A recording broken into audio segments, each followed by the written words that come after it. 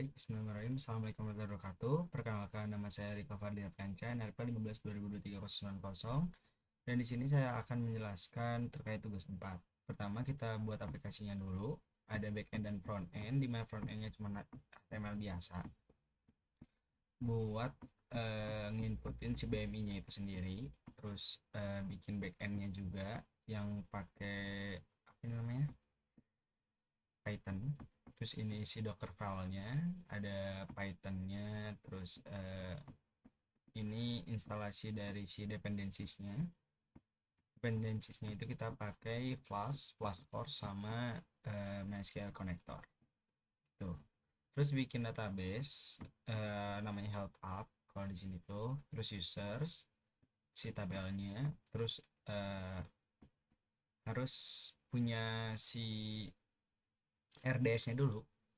Terus akses lewat command line boleh. Terus kalau saya kebetulan menggunakan HDSQL untuk akses si database-nya itu sendiri. Terus harus nyiapin akun si IAM-nya. Di sini udah ada ya pakai yang kemarin. Terus cuma nambahin role-nya doang. Role-nya itu di sini ECS task execution role. Jadi dia bakal bisa bikin tugas baru atau task baru yang bisa dieksekusi gitu. Terus ada ini juga bawaannya perlu ada, kalau misalnya nggak ada kita tinggal bikin lagi aja, terus tambahin role yang ada di sini.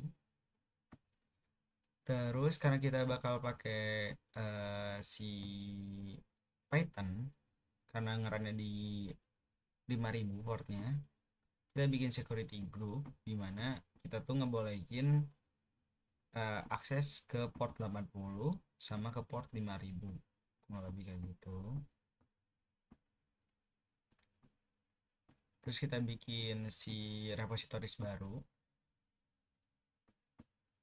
Di sini namanya OTS2 backend. Nah, terus nanti ini tuh bakal isinya tuh image-image yang udah di-push gitu kurang lebih. Kalau misalnya belum nge-push itu masih kosong. Terus di sini ini kan ECR, terus ini ECS. Di ECS kita bikin cluster baru. Terus karena ini udah ada ya, tinggal dibuka aja. Nah, nanti di sini tuh kita bakal disuruh bikin task definition yang baru untuk eh, dijalanin sama si cluster ini gitu. Kalau di sini udah ada, kalau belum tinggal bikin aja di definisi tugas kalau bahasa Indonesia. Kalau bahasa Inggrisnya task definition. Terus kita buat yang baru, dimasukin aja nama-namanya, terus prefer it.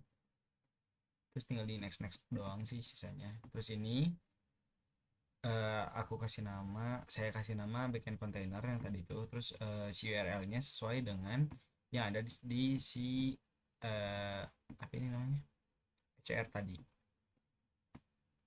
Ini tinggal masukin ini aja. Terus udah sih, tinggal di next aja. Kalau udah nanti bakal kebikin, terus tinggal di run di sini gitu. Terus buat nge-push si image docker kayak gimana, pertama kan di build dulu. Ketika udah di build udah selesai, terus kita install dulu AWS command line. Nah itu tuh fungsinya buat apa? Buat ngakses si AWS-nya dari command line lokal gitu. Kalau di sini dari PowerShell yang ada di Visual Studio.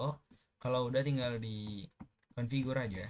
Kalau misal udah, masukin access ID-nya, terus key ID-nya, terus secretnya, terus regionnya, terus outputnya mau apa kayak gitu kurang lebih. Nah kalau udah, tinggal masukin aja eh, kayak gini ya kurang lebih. Nah kita login pakai akun AWS yang udah kita punya, terus kita login pakai Docker dengan si eh, apa endpoint tadi. yang dari ECR. Terus nanti kalau udah login succeed tinggal dibikin tagnya, terus nanti tinggal di push, sorry, nah ini bikin tagnya terus di push. Nah udah, ketika udah di push, udah udah bisa ngejalanin dari si cluster ini tadi, tinggal dijalanin aja. Nah ketika udah jalan, kita tinggal akses aja pakai, kalau di sini uji cobanya pakai ini ya, pakai Postman dulu. Misalnya kita ubah, misalnya Tenas misalnya 45 tahun, misalnya 70, misalnya ini 60. Terus kita coba send. Kalau misalnya kembalinya ini BMI terus kategori lagi, berarti sesuai gitu dan benar gitu si backend URL-nya, si URL backend-nya, terus portnya, terus si API-nya juga udah benar gitu. Nah kita bisa cek dari sini.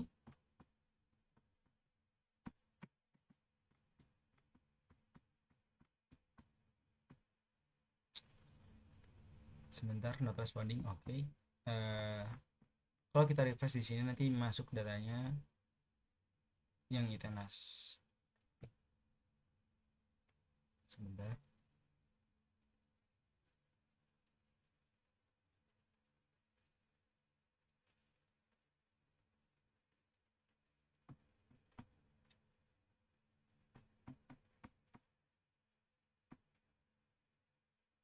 Oke, ada masalah sepertinya.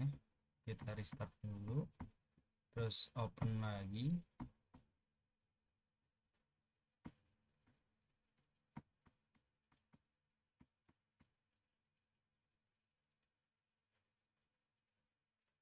Sebenarnya kendala di internet sepertinya. Sebentar.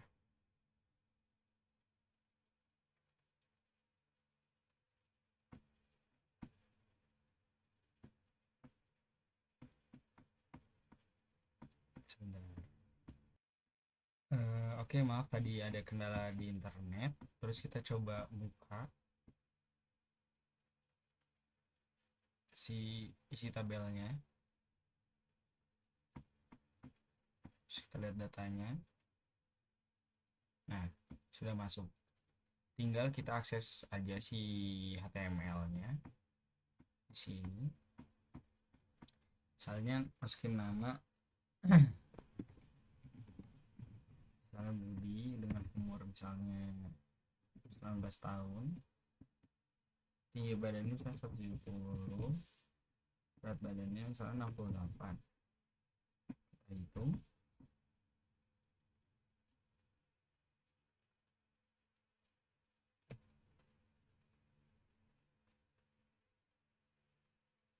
Ini karena kendala internet jadi agak lambat ya. Nah, terus hasil perhitungannya kayak gini. Itu kurang lebih untuk tugas 4. Terima kasih atas perhatiannya. Mohon maaf apabila banyak kekurangan dan kesalahan. Sekali lagi terima kasih. Assalamualaikum warahmatullahi wabarakatuh.